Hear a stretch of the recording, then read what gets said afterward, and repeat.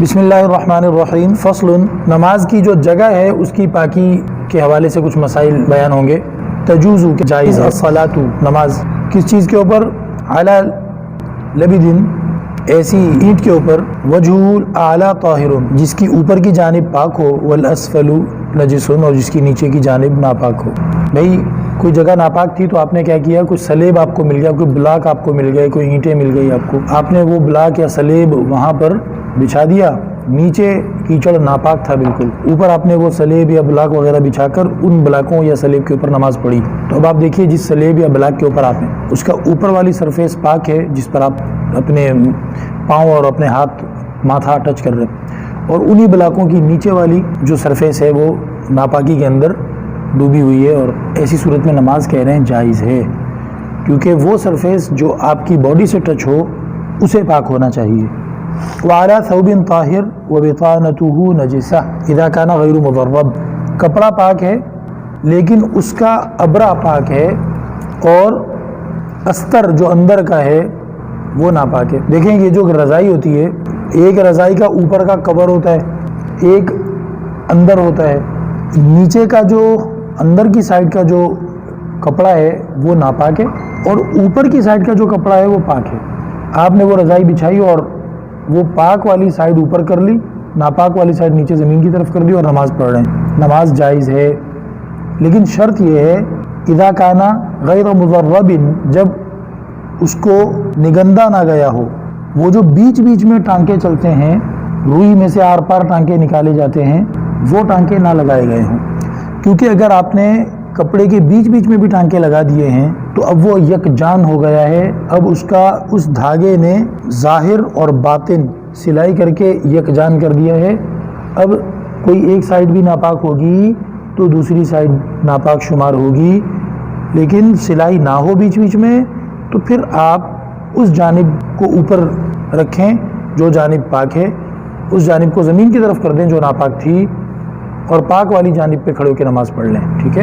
وعلی طرف طاہر، اچھا ایک بڑی چادر ہے، اس کا کوئی ایک کنارہ ناپاک ہو گیا، اس ناپاک والے کنارے سے بچ کر آپ پاک والے کنارے پہ کھڑے ہو کر نماز پڑھتے ہیں، اور وہ چادر اتنی بہت بڑی نہیں ہے جس کی وجہ سے جب آپ سجدے سے اٹھتے بیٹھتے ہیں تو وہ ناپاک والا کونا بھی ہلتا ہے، آپ کی نماز کا اثر اس ناپاک کونے تک پہنچ رہا ہے، کہہ رہے ہیں تب بھی نماز ہو جائے گی صحیح قول کے مطابق، کیونکہ آپ ناپاک جگہ کو ٹچ نہیں کر رہے، تو ناپاک جگہ ٹچ نہیں ہو رہی، بھلے آپ کے نماز کی ہل جل اس ناپاک حصے تک اثر دکھا رہی ہو تب بھی نماز آپ کی ہو جائے گی۔ وجہ نماز ہو جانے کی کیا ہے کہ آپ کا جسم اس ناپاک جگہ کو ٹچ نہیں کر رہا ہے۔ وَلَوْ تَنَجَّسَ أَحَدُ طَرَفَيْ عَمَامَتِهِ فَأَلْقَاهُ أَبْقَى الطَّاهِرَ عَلَى رَأْسِهِ لَمْ يَتَحَرَّكْ النَّجَسُ بِحَرَكَتِهِ جَازَتِ الصَّلَاةُ وَإِنْ تَحَرَّكَ لَا تَجُوزُ، لیکن اگر ناپاک کپڑے کو اپنے جسم پہ کہیں استعمال کیا ہے اور اس ناپاک کپڑے کا ایک کنارہ جو ناپاک تھا وہ زمین پہ ڈال دیا سائڈ پہ، اور باقی پاک حصہ اپنے جسم پہ استعمال کیا، تو اس میں پھر یہ مسئلہ نہیں ہے، اس میں اگر تمہاری نماز کی ہل جل سے وہ ناپاک والا کنارہ بھی ہلا تو پھر آپ کی نماز نہیں ہوگی۔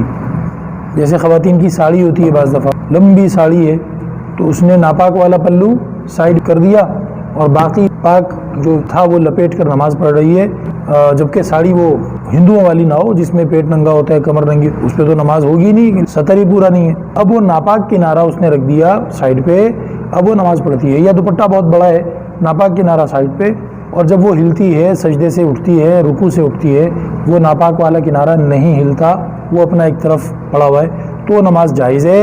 اگر ناپاک والا کنارہ ہل جاتا ہے تو پھر اس کو پہلے دھو کے پاک کرے، اس کے بعد نماز پڑھ سکتی ہے، یا پھر لباس چینج کرے۔ پگڑی کی مثال یہاں کتاب میں لکھی ہوئی ہے، کسی کی پگڑی بہت بڑی ہے، اس کا ایک کنارہ ناپاک ہو گیا تھا، اب ہلتا ہے وہ ناپاک کنارہ تو نماز نہیں ہوگی، اگر نہیں ہلتا تو پھر نماز ہو جائے گی۔ وَفَاقِدُ مَا يُزِيلُ بِهِ النَّجَاسَةَ يُصَلِّي مَعَ وَلَا يَعْتَدِلُ، تو فاقد وہ فقدان والا نا، اس کو کچھ بھی نہیں ملا، ما ایسا کہ یزیلو دور کر سکتا، زائل کر سکتا، بِهِ النَّجَاسَةَ جس کے ذریعے سے کیا چیز نجاست، یصلی مع النجاسہ، تو وہ ننگا ہو کے نماز نہیں پڑھے گا بلکہ ناپاک کپڑے پہن کر نماز پڑھ لے گا مجبوری میں، ٹھیک ہے۔ ولا عادت علیہ، اور اس پر اعادہ بھی فرض نہیں ہے. ایسا نہیں ہے کہ جب اس کو پاک کرنے کی چیز مل جائے تو پھر نماز دوبارہ پڑھے، نہیں، وہ ہو گئی نماز. اس ٹائم تسلی کر لے، اگر کوئی چیز دستیاب ہے تو اس سے دھو لے، پاک کر لے. اطمینان ہو گیا کہ بھائی کچھ بھی نہیں مل رہا، نہیں پاک کر ہی نہیں سکتا، تو پھر ناپاک کپڑے پہن کے نماز پڑھ لے گا. ولا علی فاقد ما یستر عورته ولا ولو حریرا. اسی طریقے پہ ایک بندے کو جسم چھپانے کو کچھ نہیں ملا، تو ایسا صورتحال بن گئی کہ نماز کا ٹائم نکل رہا ہے اور اس کے پاس کوئی لباس نہیں ہے پہننے کا، تو اللہ بچائے ایسی صورتحال سے، تو وہ کیا کرے گا؟ اسی طرح نماز پڑھ لے گا. اچھا کہہ رہے ہیں کہ ولو حریرا، اگر کسی کو ریشمی کپڑا مل رہا ہے صرف، تو اب وہ جو حرام والا مسئلہ تھا نا کہ ریشمی کپڑا حرام ہوتا ہے، نہیں، وہ حرام کپڑا پہن کے نماز پڑھے، نماز کے لیے اپنا جسم چھپانا فرض ہے. لیکن اس کی بات ہو رہی ہے کہ اس بندے کو وہ بھی نہیں ملا. ولا حشیشن، گھاس پتے وغیرہ بھی نہیں ملے اس کو کہ ان سے اپنے جسم کو چھپا لیتا. نہیں، او طینن، یا مٹی، آدمی کو کچھ بھی نہ مل رہا ہو نا، پاک مٹی لے، پاک مٹی کا کیچڑ وہ مل لے تاکہ نیچے سطر کے حصے کا سارا رنگ ایک جیسا ہو جائے، معلوم نہ ہو کہ کیا ہے کیا نہیں. اور اگر کیچڑ نہیں مل رہا، سوکھی مٹی مل رہی ہے، تو پھر بیٹھ جائے اور بیٹھ کر مٹی اپنے اوپر جمع کر لے. مٹی ایسے بھر لے نا اپنے اوپر، ناف تک ڈھیری سی اپنے اوپر بھر لے مٹی، اس کے اندر اس کا جسم نیچے کا چھپ جائے گا، تو پھر اشارے سے نماز پڑھ لے. ایسا کچھ بھی نہیں مل رہا اس کو، نہ گھاس، نہ ریشم، نہ مٹی، کچھ بھی نہیں، تو وہ نماز پڑھ لے گا. اور بعد میں جب کپڑے مل جائیں گے دوبارہ لوٹانی نہیں پڑے گی. ترجمہ دیکھیں، ولا، اور نہ ہی لوٹانا ہے نماز کا، علی، اس بندے کے ذمے، فاقدی، جس کو نہیں مل رہا، ما، کچھ بھی، یسترو، چھپا لے وے، عورتہ، جو اس کے کپڑے کو، یعنی شرم کی جگہوں کو، سطر کو. ولو حریرن، چاہے ریشم ہی مل جاتا لیکن وہ بھی نہیں مل رہا. او حشیشن، گھاس پھوس پتے وغیرہ مل جاتے، وہ بھی نہیں مل رہے. طینن، گیلی مٹی یا سوکھی مٹی مل جاتی، وہ بھی نہیں مل رہی. فإن وجدہ ولو بالإباحہ وربعہ طاہر لا تصح صلاۃ عاریہ. وہ جب کپڑا ڈھونڈ رہا تھا نماز کے لیے تو اس کو ایک کپڑا ملا اور وہ بھی اس کا اپنا نہیں تھا، اباحت تھی، کسی اور سے مانگا کہ بھائی مجھے نماز پڑھنے تک کے لیے کپڑا دے دو. دوسرے بندے نے کہا لے لے بھائی، لیکن یہ کپڑا ناپاک ہے. تو ابھی اس نے کپڑے کا اندازہ کیا تو کپڑے کا 1/4 ایریا پاک تھا اور 3/4 ایریا ناپاک تھا. زیادہ حصہ کیا ہے؟ ناپاک ہے، اور 1/4 حصہ صرف اس کا کیا ہے؟ پاک ہے. تو اس کی نماز بغیر کپڑے کے جائز نہیں ہے، وہی ناپاک والا کپڑا لپیٹ کے نماز پڑھے. لا تصح صلاۃ عاریًا، تو ایسے کیس میں ننگا نماز پڑھنا صحیح نہیں ہے. وخیر ان طہر اقل من ربعہ، اور اس کو اختیار دیا جائے اگر وہ کپڑا جو دستیاب ہے وہ 1/4 حصہ بھی اس کا پاک نہیں ہے، 1/4 سے کم پاک ہے. مثلا وہ کپڑا 12 فٹ کا ہے تو 3 فٹ اس کا چوتھا حصہ بنتا ہے نا، 3 فٹ، 3 فٹ بھی پاک نہیں ہے، 1.5 فٹ پاک ہے، بس 1 فٹ پاک ہے، باقی سارا ناپاک ہے. تو اب اس کو اختیار ہے، چاہے تو کپڑا لپیٹ کے پڑھ لے، اور اگر اس کو گھن آ رہی ہے بہت زیادہ تو بھائی پھر وہ بغیر کپڑوں کے نماز پڑھ لے. دیکھو نماز چھوڑنے کی اجازت نہیں ہے، اتنی مجبوری میں بھی نماز یہ نہیں کہا جا رہا چلو چھوڑ دو یار آج نہیں پڑھو. ہمارے جو بہانے ہوتے ہیں الٹے سیدھے نماز چھوڑنے کے، وہ اللہ کے ہاں تو نہیں ہم بیان کر سکتے نا وہ بہانے، اتنی مجبوریوں میں بھی معاف نہیں ہو رہی نماز. وصلاتہ فی ثوب نجس الکل احب من صلاته عریانا. البتہ یہ مسئلہ ذہن میں رکھو، ایسا کپڑا جو کل کا کل نجس ہے، سارا ہی پلید ہے، سارا ہی ناپاک ہے، اس کپڑے کو پہن کر نماز پڑھنا زیادہ پسند ہے ننگے نماز پڑھنے سے. اختیار صرف اس لیے دیا گیا کہ اگر سارا ہی کپڑا ناپاک ہوگا نا تو بعض مرتبہ آدمی کو پھر طبیعت خراب ہو جاتی ہے، الٹیاں کرے گا، بعد میں بخار چڑھ جائے گا اس کو کہ وہ بدبو والا یا گندا ناپاک کپڑا لپیٹا تھا میں نے. ہاں اگر اس کا 1/4 حصہ پاک ہے تو وہ پاک والے کو اپنے جسم پہ پہلے رکھ لے گا، باقی اوپر سے چلو گھما لے گا، اس میں پھر بھی گزارا ہو سکتا ہے نا. لیکن اگر 1/4 سے بھی کم پاک ہے تو پھر اسی لیے اس کی مرضی پہ چھوڑ دیا، بھائی بیمار نہیں ہونا، مرنا نہیں، اب دیکھ لو ننگے نماز پڑھنی ہے کہ کپڑے پہن کے، لیکن نماز معاف نہیں ہے. وَلَوْ وَجَدَ مَا يَسْتُرُ بَعْضَ الْعَوْرَةِ وَجَبَ اسْتِعْمَالُهُ وَيَسْتُرُ الْقُبُولَ وَالدُّبُرَ. ایک کیس ایسا ہے کہ بندے کو کپڑا ملا لیکن کپڑا کم ملا، چھوٹا رومال ہے، اتنا بڑا کپڑا نہیں ہے کہ مرد ہونے کی صورت میں اس کی ناف سے لے کے گھٹنے تک اگلا پچھلا سب ایریا چھپا دے، عورت ہونے کی صورت میں اس کا جسم چھپا دے پورا. کپڑا کم ملا اس کو، تو کہہ رہے ہیں کہ اس میں سب سے پہلے اپنے پیشاب پاخانے کی جگہ کو چھپائے، اور پھر اس کا جو اضافی کپڑا ہے وہ جتنا اوپر نیچے تک لمبا جا سکے تو اس کو یوز کر لے. چھوٹے چھوٹے ٹکڑے ملے ہیں 5 6 7 8، تب بھی یہی کرے کہ پہلے پیشاب پاخانے کی جگہ چھپائے اور پھر اس کے آس پاس جو ایریا ہے جو زیادہ شرم والا اس کو چھپائے، پھر اسی طرح اوپر اوپر آتا چلا جائے اور چھپاتا چلا جائے. عورت ہوگی تو ظاہر ہے وہ اس کا جو سینہ بھی زیادہ شرم کی جگہ ہے تو وہ اس کو بھی پہلے چھپا لے اور باقی تو نماز معاف بہرحال نہیں ہے. وَلَوْ وَجَدَ مَا يَسْتُرُ بَعْضَ الْعَوْرَةِ وَجَبَ اسْتِعْمَالُهُ وَيَسْتُرُ الْقُبُلَ وَالدُّبُرَ. قبول کہتے ہیں پیشاب کی جگہ کو, دبر کہتے ہیں پخانے کی جگہ کو. فَإِن لَمْ يَسْتُرْ إِلَّا أَحَدُهُمَا. کہہ رہے ہیں کہ اتنا چھوٹا کپڑا ملا کہ اگلی یا پچھلی شرمگاہ میں سے کسی ایک کو چھپا سکتا ہے, تو بعض علماء نے فرمایا پچھلی شرمگاہ کو چھپائے, بعض نے کہا اگلی شرمگاہ کو چھپائے. تو اب یہاں پر یہی ہے کہ وہ دیکھ لے کہ لوگوں کا خطرہ کس طرف سے ہے, لوگوں کا خطرہ کس طرف سے ہے, لوگ کس طرف سے دیکھ سکتے ہیں تو اس طرف کو پھر وہ چھپا لے. ٹھیک ہے. اور اگر اندھیرے میں ہے, کوئی بھی نہیں دیکھنے والا ہے, تو پھر یہ اختلاف العلماء رحمت. اختلاف علماء کا فائدہ یہ ہوگا کہ اس کی اپنی طبیعت کیا چاہ رہی ہے. اس کی اپنی طبیعت یہ ہو رہی ہے کہ پیچھے کپڑا رکھوں, اس کو باندھ لے جیسے بھی, اور اگر طبیعت یہ ہو رہی ہے کہ نہیں یار آگے رکھوں تو پھر آگے رکھ لے, دونوں طرح سے جائز ہوگا. لیکن کپڑے کو استعمال کرنا ہے, یہ نہیں کہ چھوڑو یار یہ تو اتنا سا تو ہے ایسے ہی پڑھتا ہوں نماز نہیں ہوگی اس کی. ندوبہ صلاۃ العاری جالسن بالایماء. ایسی صورت میں کہ جب اس کے پاس کپڑا بالکل نہیں ہے یا بہت تھوڑا ہے تو اس کے لیے مستحب یہ ہے کہ وہ نماز بیٹھ کے پڑھے. عاری کس کو کہتے ہیں؟ ننگے کو. جالسن کا کیا مطلب ہے؟ بیٹھ کر. ندوبہ کا مطلب ہے مستحب ہے. تو ننگے آدمی کی نماز مستحب ہے کہ ایسے جالسن ایمائی اشارے سے پڑھے گا. ایما کا کیا مطلب ہے؟ اشارہ, اشارے سے پڑھے گا. مادن کھینچنا, مراد یہاں پر پھیلانا ہے, پھیلا لے گا رجلئی ہی اپنے پیروں کو. نحو القبلہ کس طرف؟ قبلے کی طرف. فإن صلى قائما بالایماء او بالرکوع والسجود صحا. لیکن اگر اس کو مسئلہ پتہ نہیں تھا, اس نے کہا کہ میں کھڑے ہو کے پڑھوں گا, نماز اس کی ہو جائے گی. کھڑے ہو کے پڑھ رہا ہے, رکوع سجدے بھی کر رہا ہے, ہو جائے گی نماز. لیکن اگر وہ علماء کرام سے پوچھ کے پڑھے گا تو علماء کرام اس کو یہی بتائیں گے کہ تجھے بیٹھ کر اشارے سے نماز پڑھنی چاہیے. وعورۃ الرجل ما بین السرۃ ومنتہى الرکبہ. مرد کی جو عورت ہے, کیا مطلب؟ مرد کا جو سطر ہے, چھپانے قابل جو جسم کا حصہ ہے جس کو چھپانے کا حکم ہے, سرہ سے منتہى الرکبہ تک, ناف کی سیدھ میں, پیٹ کی طرف سے بھی, پیچھے کمر کی طرف سے بھی ناف بھی چھپے گی اور اس کی سیدھ میں پورا ایریا یہ چھپے گا ناف سے لے کر, اور گھٹنے کا جوڑ بھی چھپے گا گھٹنے کے منتہا تک, گھٹنے کے نیچے تک. منتہا کس کو کہتے ہیں؟ ختم تک. اوپر کی طرف سے جب آپ دیکھ رہے ہیں تو گھٹنے کا ختم کدھر ہے؟ جوڑ کے فوراً بعد. نماز کے لیے بھی اور ویسے بھی لوگوں کے سامنے جانے کے لیے. وَتَزِيدُ عَلَيْهِ الْأَمَى. اگر باندھی ہو تو بطن و ظہر بھی چھپائے گی, پیٹ اور کمر بھی چھپائے گی. تو یہ جو لانگ اسکرٹ ہوتی ہے وہ جس میں گھٹنے تک چھپاتے ہیں عورت کا جسم, یہ باندھی کا لباس ہے. جو باندیاں ہوتی تھی پہلے زمانے میں, چونکہ انہوں نے خدمت کرنی ہوتی ہے, ان کو اجازت ہے کہ ان کا لباس نیچے سے پائنچے وہ رول اپ کر کے اپنا کاف پنڈلی جو ہے اس کو ننگا کر لیں, یا سلائی ہی اتنا کریں شلوار پاجامہ وغیرہ کہ وہ گھٹنا چھپا ہوا ہو, نیچے کی ٹانگ پوری ننگی ہو.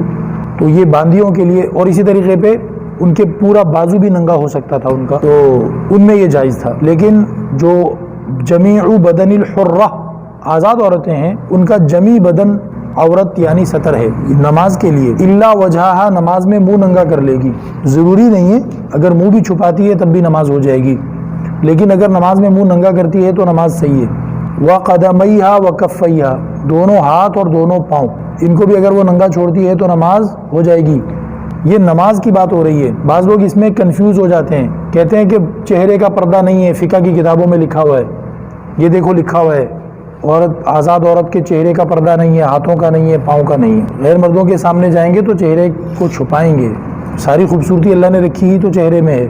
ایک بزرگ تھے, وہ مثال دیا کرتے تھے کہ اچھا چہرے کا پردہ نہیں ہے, تو وہ پھر کہتے تھے ایک کام کرو, جب تم اپنے بیٹے کا یا اپنا رشتہ پوچھو کسی گھر سے اور وہ کہیں کہ اچھا ہم لڑکی کی تصویر بھیجتے ہیں, اور وہ لڑکی کو کھڑا کر کے اور ساتھ میں کوئی اسکیل بھی دیوار پہ مینشن ہو کہ اتنے فٹ کی, 5.5 فٹ کی, 6 فٹ کی اچھی قد کاٹ والی لڑکی, اور جناب اس کو بہترین مہنگا سوٹ بھی پہنا دیا انہوں نے, بہترین جوتی بھی پہنا دی, زبردست جیولری پہنا دی, اور زبردست تصویر کھینچی, لیکن اس میں چہرہ نہیں نظر آ رہا, صرف گلے تک کی تصویر نظر آ رہی ہے. اور تم سے کہا جائے کہ بھئی چہرے میں تو کچھ نہیں ہے نا, بس تو قبول کر لو گے رشتہ.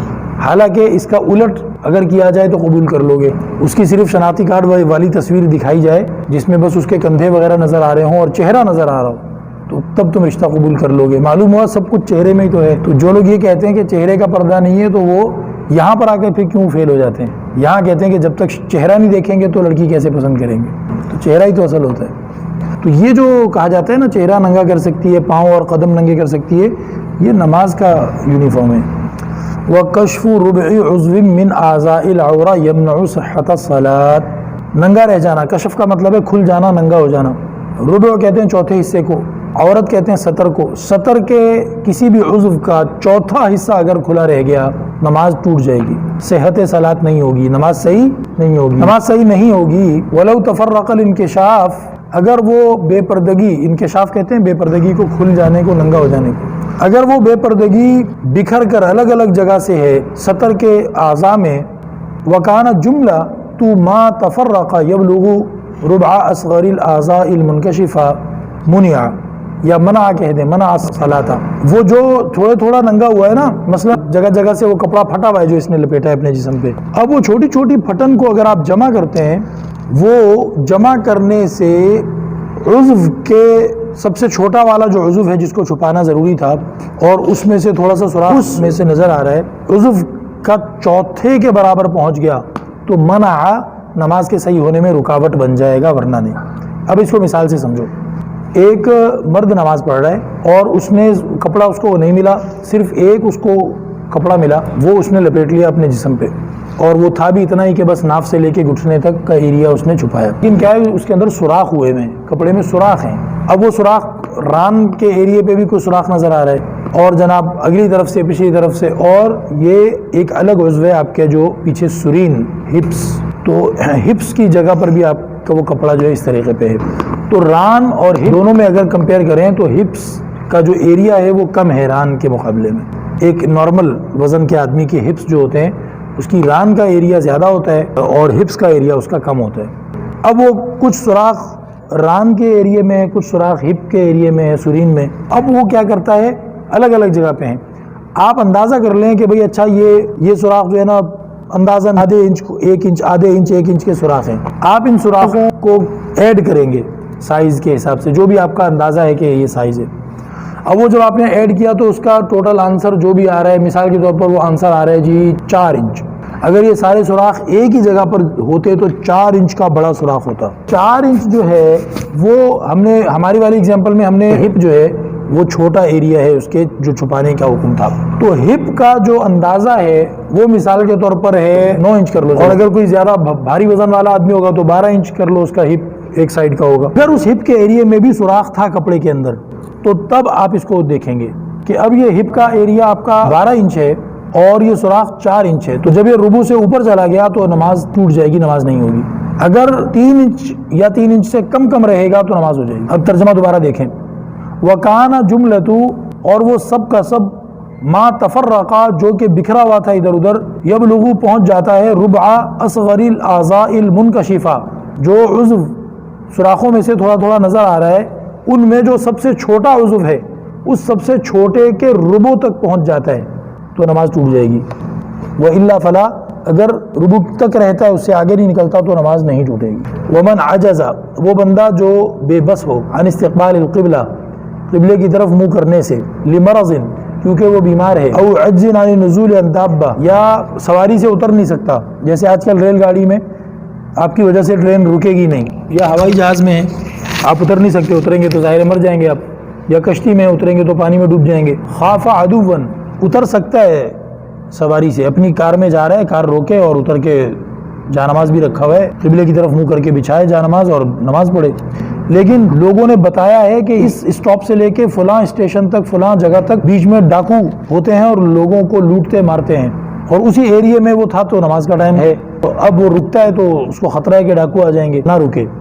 قبلتہ جہت قدرتہ وامنہ، تو اس کا قبلہ اسی طرف ہے جس طرف اس کا بس چل رہا ہے منہ کرنے کا، یا جس طرف اس کو خطرہ نہیں ہے تو وہ پھر اسی طرف منہ کر کے نماز پڑھ لے. اچھا جی. ومن اشتبہت علیہ القبلہ، جس بندے کو شبہ پڑ گیا قبلے کی سائیڈ کا کہ قبلہ کس ڈائریکشن پہ ہے، کس طرف ہے، کس سمت میں ہے.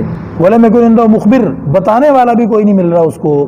ولا محراب، اور ایسے ملک میں ہے، ایسے شہر میں ہے جہاں مسجدیں نہیں ہوتی، یا ایسے جنگل میں ہے جہاں کوئی بھی نہیں ہے تو مسجد ظاہر ہے وہاں کیا ہے کیسے ہوگی، تو پھر وہ مسجد دیکھ کے بھی نہیں پہچان سکتا نا کہ قبلہ کس طرف ہے. تحرا، یہ جواب ہے. ایسا بندہ کیا کرے، گیس کرے، تحری کرے، تحری کہتے ہیں نشانیوں سے سوچنا کہ اچھا یار جب میں اپنے شہر سے چلا تھا تو میرا منہ اس طرف تھا، اس ٹائم قبلہ میرے سیدھے ہاتھ کی طرف تھا، تو پھر میں چلا اچھا پھر میں کہیں مڑا تھا، ہاں میں اس طرف مڑا تھا، تو پھر اس کا مطلب ہے کہ قبلہ میرے الٹے ہاتھ کی طرف ہو گیا ہوگا، پھر میں یہاں گیا تھا۔ تو اس طرح سوچے، اپنے دماغ پہ زور دے کہ قبلہ کس طرف ہو سکتا ہے، گیس کرے، ٹھیک ہے۔ تحرّا تو اندازے لگائے اچھی طرح، ولا اعادۃ علی الوقت، اندازے لگانے میں اس سے غلطی ہو گئی۔ اندازے لگانے میں کیا ہو گیا جی، نماز پڑھ لی، اس کے بعد آگے چلا تو آگے کوئی مسجد نظر آ گئی یا کوئی بتانے والا نظر آ گیا، اس نے اس سے پوچھا یار وہ ایسے کس طرف ہے قبلہ، اس نے کہا کہ وہ قبلہ تو اس طرف ہے، اور یہ تو دوسری طرف نماز پڑھ کے آ گیا تھا۔ لا اعادۃ علیہ لو اخطأ، اگر اس نے اچھی طرح سوچا تھا، سوچنے کے بعد نماز پڑھی تھی تو دوبارہ نہیں پڑھے گا۔ تو سوچنے میں جلدی نہ کرے، تسلی سے سوچے، صحیح ہے، آخری مسجد اس نے کس طرف دیکھی تھی، قبلہ کس طرف تھا، جو بھی ہے نا، پھر نماز پڑھ لے۔ اب اگر بعد میں پتہ چلا کہ وہ غلط نکلا تھا اس کا گیس، کوئی بات نہیں، نماز ہو گئی۔ وَإِنْ عَلَمَ بِخَطْئِهِ فِي صَلَاةِ اسْتَدَارَ وَبَنَا، اس نے نماز شروع کر دی اپنے خیال میں سوچ کر کے اچھا قبلہ جو ہے نا میرے الٹے ہاتھ کی طرف ہے، وہ پھر اپنے الٹے ہاتھ کی طرف کو گھوما اور اللہ اکبر نماز شروع کر دی۔ اتنے میں ایک مسافر اور وہاں پر آ گیا، اس مسافر کو پکا پتہ تھا کہ قبلہ کس طرف ہے، اس نے کہا بھائی صاحب قبلہ اس طرف نہیں ہے، آپ ذرا سا اپنے سیدھے ہاتھ کی طرف کو گھوم جائیں، تو کیا یہ نماز توڑ دے گا؟ نہیں، اس کی وہ رکعتیں ہو گئی جو اس نے غلط سائیڈ پہ پڑھی ہیں، اب یہ نماز کے اندر ہی گھوم جائے صحیح قبلے کی طرف اور نماز اپنی پوری کر لے۔ شرط یہاں پر بھی وہی ہے کہ شروع کرنے سے پہلے اپنے دماغ کو اچھی طرح استعمال کر چکا ہو۔ وَإِنْ شَرَعَ بِلَا تَحَرِّ فَعَلِمَ بَعْدَ فَرَاغِهِ أَنَّهُ أَصَابَ صَحَّةً، اگر یہ پاکستانی اسٹائل میں اس نے نماز شروع کر دی اور دیکھا جائے گا، اللہ کو پتہ ہے خود ہی قبول کرے گا، یہ سوچ کے اس نے کہیں بھی نماز شروع کر دی ایک طرف منہ کر کے، بعد میں لوگوں نے بتایا کہ تو نے صحیح سائیڈ پہ نماز پڑھی ہے، یہی ہے قبلہ، تو نماز ہو جائے گی۔ اور اگر نماز کے دوران کسی نے آواز لگائی ہو کہ ہاں تو صحیح سائیڈ پہ نماز پڑھ رہا ہے، ٹھیک ہے، فسدت، نماز ٹوٹ جائے گی۔ کما لو لم یعلم اصابتہ اصلا، جیسا کہ نماز نہیں ہوئی اس کی اس صورت پہ جب اس کو پتہ ہی نہ چلے کہ میں نے صحیح طرف نماز پڑھی ہے کہ نہیں۔ اس کی وجہ کیا ہے؟ اس کے دوران پتہ چلنے پہ نماز کیوں ٹوٹ رہی ہے؟ اس کی وجہ یہ کہ بعد والی نماز پاورفل ہو گئی نا، اور پہلی نماز جب تک اس کو پتہ نہیں چلا تھا، کنفرمیشن نہیں ہوئی تھی، وہ نماز اس نماز کے مقابلے میں پاورفل نہیں ہے، کیونکہ اس میں پتہ ہی نہیں ہے کہ میں صحیح طرف پڑھ بھی رہا ہوں کہ نہیں۔ تو یہ ایسا ہی ہو جائے گا کہ نیچے تو آپ نے کوئی بالکل کمزور سی چیز رکھ دی اور اوپر پھر آپ مضبوط اینٹیں رکھ کے دیوار بنا رہے ہیں، تو جو نیچے کمزور چیز رکھی ہے تو وہ تو دیوار ساری دھڑام سے گر جائے گی نا، وہ چیز ٹوٹ جائے گی۔ لیکن اگر اس کو پوری نماز ختم کرنے کے بعد کنفرمیشن ملی کہ ہاں تو نے صحیح سائڈ پہ نماز پڑھی تھی، تو اب پوری نماز کا اسٹیٹس سیم ہے، اگر ویک ہے تو پھر پوری، اسٹرانگ ہے تو پھر پوری۔ اس میں یہ نہیں ہو رہا کہ پہلی رکعتیں شروع کی نماز کمزور تھی اور بعد والی پاورفل تھی، کیس نہیں بن رہا کہ نیچے آپ نے کمزور چیز رکھ دی، اینٹیں رکھ رہے ہیں، وہ والا کیس نہیں بنا۔ اور اگر اس کو بالکل پتہ ہی نہیں چلا کہ وہ جو میں نے نماز پڑھی تھی بے پرواہی سے، وہ صحیح قبلے کی سائڈ تھی کہ نہیں تھی، وہ اس کو نماز دوبارہ پڑھنی پڑے گی۔ وَلَوْ تَحَرَّىٰ قَوْمُ جِهَاتٍ، کچھ لوگ تھے انہوں نے ایسی جگہ پہ کہ ایک کہتا ہے بھائی میرا خیال ہے قبلہ جو ہے نا وہ میرے سامنے کی طرف ہے، دوسرا کہتا ہے نہیں تیرے سیدھے ہاتھ کی طرف ہونا چاہیے، تیسرا کہتا ہے نہیں تیری کمر کی طرف ہونا چاہیے، چوتھا کہتا ہے نہیں تیرے الٹے ہاتھ کی طرف ہونا چاہیے، اور چاروں نے اپنے اپنے خیال کے مطابق نماز پڑھی، کوئی کسی کی بات ماننے کو تیار نہیں ہے، صحیح ہے، ہر ایک سمجھ رہا ہے نہیں میں نے صحیح سوچا ہے، یہ قبلہ اس طرف نہیں بنتا، اس طرف بنتا، صحیح ہے، اپنے ساتھ ایماندار ہو، لیکن ہر بندہ اس کا دل بھی یہی کہہ رہا ہو کہ قبلہ جو میں سوچ رہا ہوں اس طرف ہے، اس نے کہا قبلہ اس طرف ہے، وہ اس کی ضد میں کہہ رہے نہیں اس طرف ہے، اس کا اپنا دل سچی یہی گواہی دے رہا ہو کہ جو میں کہہ رہا ہوں میرے خیال میں اس طرف، تو پھر کیا ہوگا؟ وَجَهِلُوا حَالَ إِمَامِهِمْ تَجْزِئُهُمْ، اچھا تو ان کی سب کی نماز ہو جائے گی، ان کا اتفاق نہیں ہو رہا اور ہر بندہ سمجھ رہا ہے جو میں کہہ رہا ہوں نا قبلہ اسی طرف ہے، اور وہ اپنے ساتھ سنسیئر ہے، اپنے ساتھ مخلص ہے، ضد بازی میں نہیں کر رہا ایسا، تو ان کی سب کی نماز جائز ہو جائے گی۔ اچھا اب اسی ایگزامپل کو لے لو کہ انہوں نے جماعت سے نماز پڑھی، انہوں نے کیا کیا؟ اب اس کی صورت یہی بنے گی کہ ان سب کی آنکھیں باندھی ہوئی ہیں، اللہ نہ کرے دشمن نے قید کر لیا ان کو، صحیح ہے، آنکھیں باندھی ہوئی ہیں ان کی، اور ان کو آپس میں بات بھی نہیں کرنے دے رہے کہ وہ ایک دوسرے کو ہاتھ پکڑ کے بتا دیں کہ اس طرف منہ کرو، اس طرف منہ کرو۔ اب ہر ایک کا جدھر، اور البتہ ایک ان کا امام بن گیا، انہوں نے کہا تکبیر پڑھو بھائی نماز پڑھتے ہیں، لیکن ادھر منہ کیا ہے کہ سب کی آنکھیں بندی میں، پتہ نہیں چل رہا امام کا منہ کس طرف ہے، مقتدی کا منہ کس طرف ہے، سب کی نماز جائز ہے، کیونکہ ان کو ایک تو جانب قبلہ بھی پتہ نہیں ہے، دوسرا ان کو امام کی ڈائریکشن بھی پتہ نہیں ہے، یا پھر وہ اندھیرے میں تھے سارے، اتنا اندھیرا تھا وہاں پر اور ان کو نظر ہی نہیں آ رہا کہ کس کا منہ کس طرف ہے، تو ان صورتوں میں امام کے پیچھے بھی نماز ہو جائے گی، چاہے بالکل ہی الگ الگ سائڈ پہ منہ کیے ہوئے ہوں۔ تو یہ معذوری کی صورت میں ہے، جان بوجھ کر آپ ایسا نہیں کر سکتے کہ امام کا منہ ایک طرف آپ کا منہ کسی اور طرف اور آپ نماز پڑھ رہے ہوں. ٹھیک ہے جی. تو شریعت کے ضابطوں کی پیروی کرنا ضروری ہوتا ہے. یہ جو رویہ ہوتا ہے نا کہ او بس ہو گیا اللہ خود ہی قبول کرے گا، یہ رویہ اچھا نہیں ہے بھائی. یہ دین کے بارے میں تساہل کا رویہ ہے کہ آپ دین کو اہم نہیں سمجھتے، استخفاف کی طرف جاتا ہے. یہ آپ اہم نہیں سمجھتے، آپ کہتے ہیں کہ اس کی ضرورت نہیں، یہ کوئی اتنا اہم مسئلہ نہیں ہے، یہ کوئی اس کی کوئی ٹینشن نہیں لو. تو یہ تو دین کے بارے میں بے پرواہی کی چیز ہے. اللہ تعالیٰ اس سے ہماری حفاظت فرمائے.